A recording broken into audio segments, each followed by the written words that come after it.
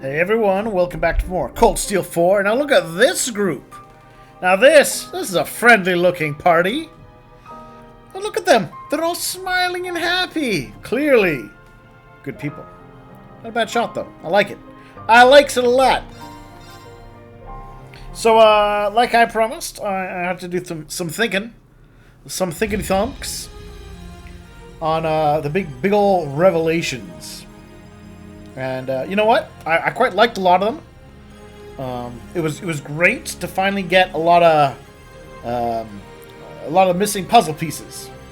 I really liked that. Problem. There is. I'm sure you're not going to be shocked. It's still kind of bad storytelling. Luckily, this won't be nearly as long a rant.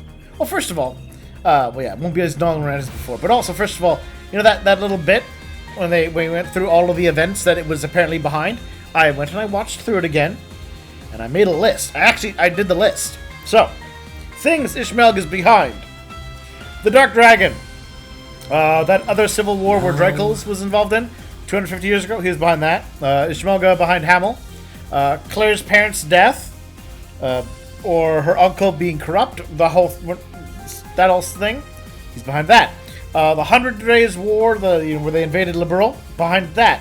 Macius's cousin being harassed over her relationship and eventually committing suicide. Behind that, apparently. Vulcan's unit being wiped out and him swearing revenge and all that. Behind that. Dry being annexed / Crow's granddad, quote-unquote, dying after a while, being blamed, all that sort of stuff. He was behind that. Sarah's adopted dad being killed. Behind that. Crow's death in Cold Steel 2. Behind that. Ash and the Emperor. Behind that. Enslaving the gnomes 800 years ago. Apparently he's behind them. All of Yuna's angst over Crossbell. Behind that. It was a huge list of things. And you know what? You can have a big bad villain behind everything. That is totally fine. What doesn't work is a end game swerve to try to introduce this boss, and to kind of illustrate my point, right? When you think of let's think of another long-running series, the Final Fantasy games, right? Now, if you're to name some top villains from that series, Sephiroth, Kefka, right? Two very, very quick villains that would come up to mind, right? What's kind of important about those villains? Both of them very active throughout the story, right? And you knew they were involved throughout the story. Now, one of my favorite Final Fantasy games, and this is certainly something that Final Fantasy has done more than a few times. One of my favorite Final Fantasy games was Final Fantasy IV, right? Which is certainly one of the most important and high, and even today still ranks very high in the games. But its boss, Zeromus, its actual final boss, not an important villain. No one really cares about Zeromus. Golbez is cool. Golbez, people remember. The big scary dark knight that was running the show, it seemed, for most of the thing. That we remember. Zeromus, don't care. There's no investment in him. He shows up for all of 10 minutes. For a boss fight. And that's about... Yeah, he's behind everything. But there's no investment in him. And that is kind of the situation here. There was no investment in Ishmelga until... I'm inclined to say we probably didn't get his name... or its name, until this game, right? So they've clearly decided now we're going to pivot from Osborne, and now it's Ishmelga who's actually behind everything. But I don't care about Ishmelga. Osborne has been the face of the opposition for 4 games now. Yeah, sure. Ishmelga's behind everything, but I don't care about him.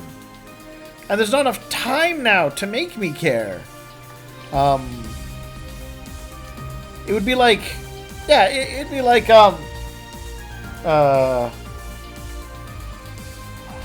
what's another good example? Star Wars, right? Imagine Star Wars, except the only time the Emperor actually came up was literally in the last 10 minutes of the final movie. That was the first time he showed up. Was... or even got a mention.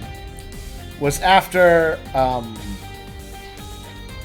first time he gets a mention, the first time he shows up at all. There's nothing before that up until when Vader takes Luke onto the Death Star, right? And they get to meet. And then he has his one scene there, and that's him. No one would care. No one would care about the Emperor. And I would say compared to Darth Vader.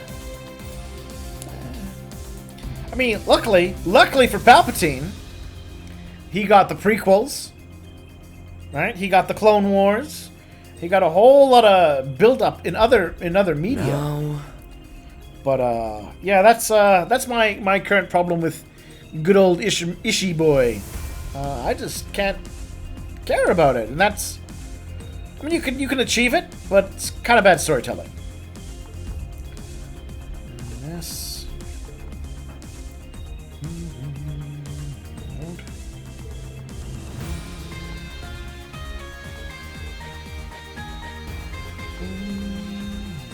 Right now. Anyways, like I said, I'm not going to talk as much about that. By and large, I liked the bit with Roselia. That was very clever. I should have been wondering, where's the other Guardian? Before now, I should have been thinking about that. So that was good. I liked a lot of the revelations. Kind of finally answered some questions. Also, actually, I think I can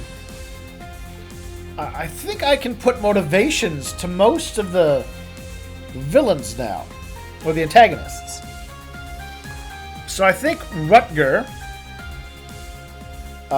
was brought back to life, and then he's given this opportunity. No. And I think he was sold on the idea that if he won, he would get the power and the chance for revenge and all that. So I think that's his motivation. Cedric seems to not know what's going on. Crow was motivated by an appeal to him getting revenge. Had no idea about what was really going on behind the scenes. Okay. Leanne, Arian Rod, whatever you want to call her, she seems to know as well what's going on. And I think that her taking part of this, her motivations again to try and protect the Empire. That seems to be her thing. And she's on the train of, well, if I win the rivalries, there's a chance I can destroy Ishmelga. Right? So I think that's her motivation. Rufus. Now this is where, for Rufus, this is definitely me kind of going a bit less supported, but I think there's some backing to it. I think he appears to be a loyal follower, but there is a decent chance that too is just as staged as his support of the nobility was during the Cold Steel 1 and 2, right? That he will ultimately make his big turn on Osborn. I'm sure to save the day. Just because that kind of seems to have been his thing. So I think there's a decent chance for that. Breen, of course, had no idea what was going on. He just sort of stumbled into it all. Except, well, when I say stumbled into it, was carefully manipulated by Ishmelga, because everything is behind because of Ishmelga. At this point, everything is just, it's all everything bad. I think they even say everything bad that happened is because of Ishmelga. All the bad things. So I think Reen, now Reen's gonna be like, well, I'm gonna take part in this and try and smash him. Alright, who am I missing? Let's see. Reen, check. Crow, check. Redguard, check. Check. Cedric. Yeah, Cedric seems to not actually know what's going on, so his motivation is what it is. He thinks that he's actually going to create some better world somehow, and has no real clue what's actually happening.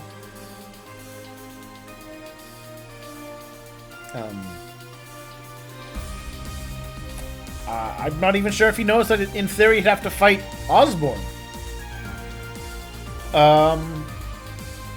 So his covered Rufus. I think Rufus is...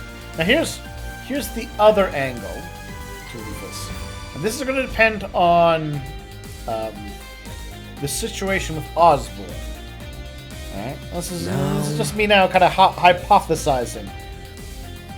So we have really, I think we have two, at this point, viable Osborn situations.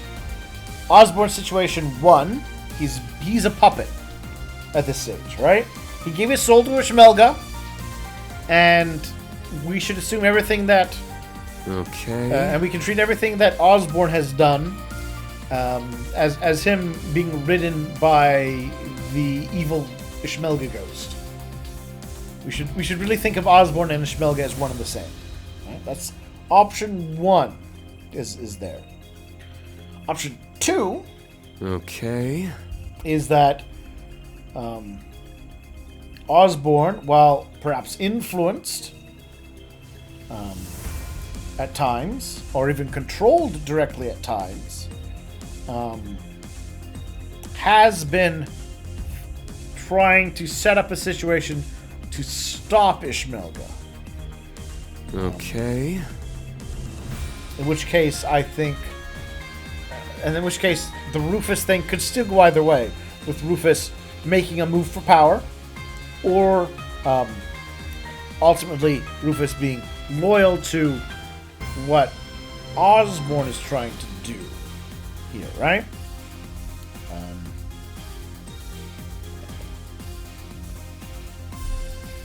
Same with... So the reasons I have to kind of think that it's probably option 2, that Osborn has, we'll just say for lack of a better term, moments of freedom. Okay? Is that would explain why people like Claire or Lecter are still working for him, right? They get to know about the curse. They get to know about Ishmelga being behind it all. They get to know that Osborn is trying to set up a situation where Ishmelga can be taken out, thus freeing the land of the curse. Right? And then they're like, well, okay, this is an evil force that's manipulating the country for like over 1,000 years. Countless tragedies are laid at its feet.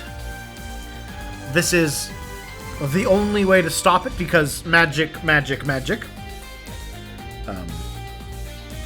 And so they don't like it, but they understand the necessity of supporting his plan. And all the horror that it may do, all the damage it may cause, it is a necessary. It's necessary to achieve the destruction of the curse. So I think that explains their motivations. I think that explains the motivations of the various Awakeners.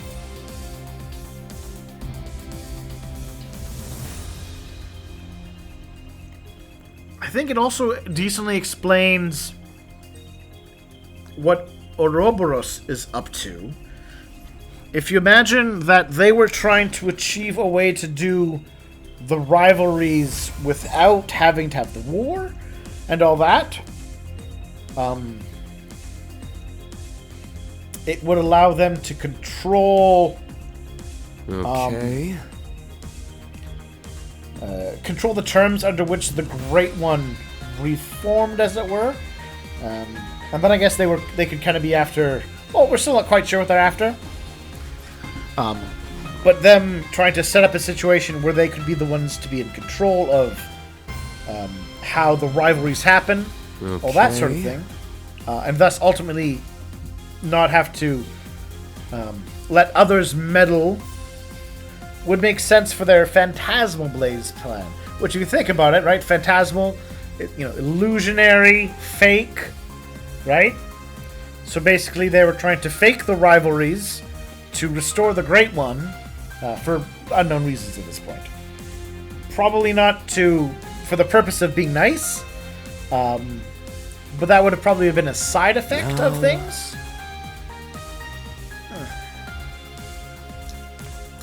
Yeah, I think that's a decent... I mean, obviously I'm willing to revise my opinions. I think that's a decent summation of things. We'll have to see kind of how things play out with Osborne still. Because he definitely has two different directions he could go. And depending on which option it is, it kind of tells us a lot about my other ideas. That said, the late fourth game pivot to actually here's the real villain. It's hard to do. Let's just say it would be difficult to do, especially spending so long having Osborne being the face of things. He's the one I've got the emotional and story build-up for, right? Ishmelga? Not so much.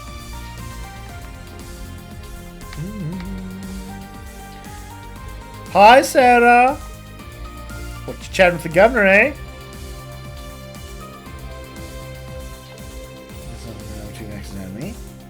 Which is that cool and gruff thing going? Yeah. I know, Sarah. You like the older men.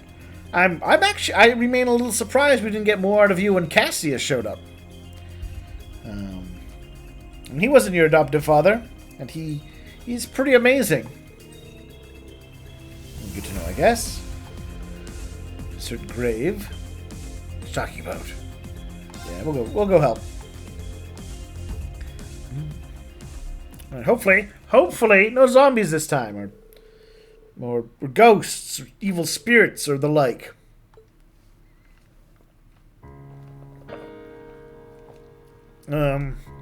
Evil grass is still there, guys. The flag from the naval fortress.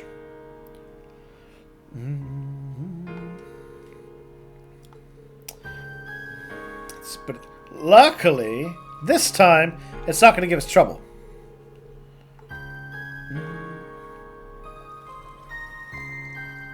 Pouring booze on the flag. Burning the flag.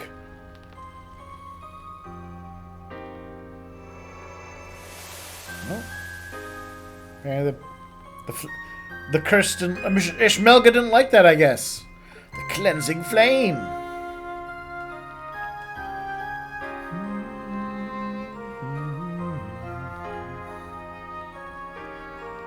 Yeah, going back to my musings about things, a lot of the degree to which Ishmelga knows what's going on is hard to fully guess.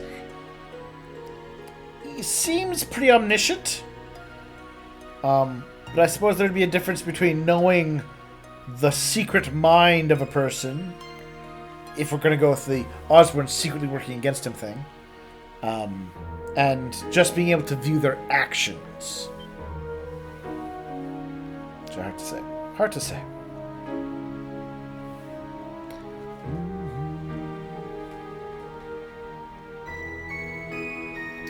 Well, I'm glad that she got her little moment.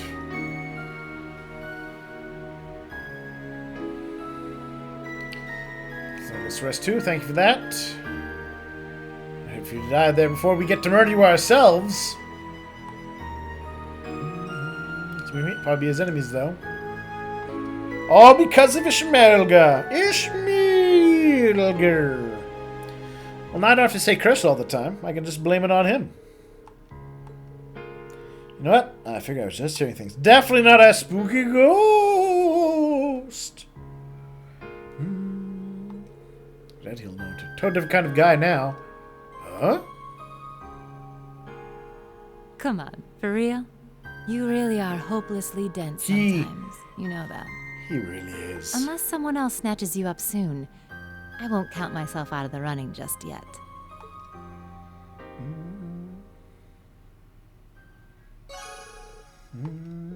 Yeah, Reen. That's a little dim of you. But, you know, that's his thing. Apparently, the kind of guy they like is incredibly dense.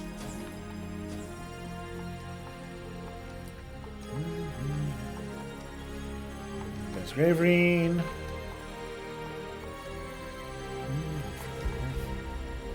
Oh. Went for the worst earlier. Doesn't really matter, though. I have to man up and face whatever lies in front of me.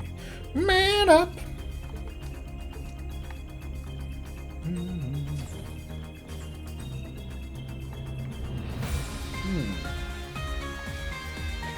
Sure, let's wash up. Anything fancy gonna happen? Just us and Gaius. Okay. Oh, no. Ah, excellent.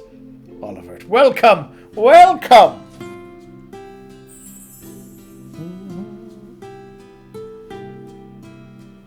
No, you guys should be happy. Big, happy, smiling faces. You can hang out with the prince. I feel revitalized. So much clothing.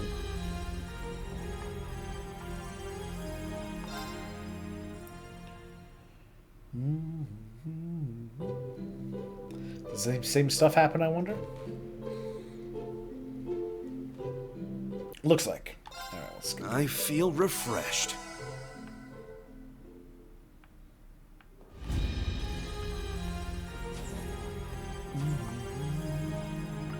Hey, what can I get you today? Come on, give it a try. Ooh, margarita's viper juice. Alright. It does sound potent and scary.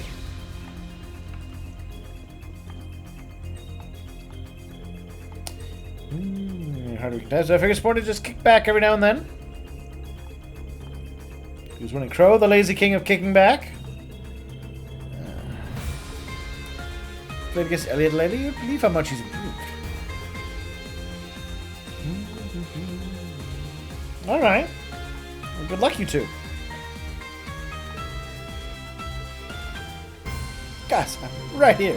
It's fine, Crow. You're a zombie. You don't have to be nice to zombies. Y'all know that.